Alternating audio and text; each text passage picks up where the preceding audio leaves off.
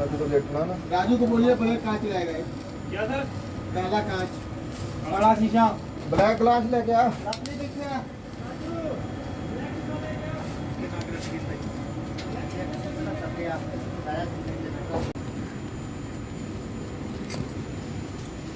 और नो हाँ सारा खाना मिला वीडियो बना रहे इसी से